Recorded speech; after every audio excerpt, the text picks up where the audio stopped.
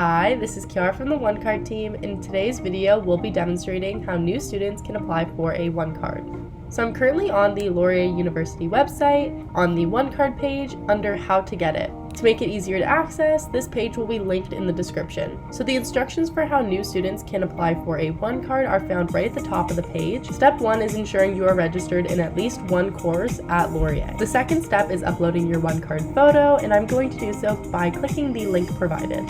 So there are two steps when submitting your OneCard photo. So the first step is submitting the photo that you would like to have on your OneCard. If you are currently unaware of the requirements for a OneCard photo, look to the left-hand side of your page and skim through the photo requirements.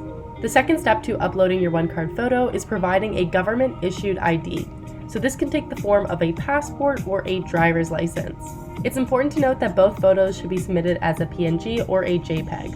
Once both photos are uploaded, you'll be asked to list your affiliation with the university, be that staff, faculty, or in this case, student.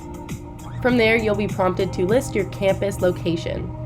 Once everything has been submitted and you are happy with the photos uploaded and the information filled out, you can select Submit and sign out.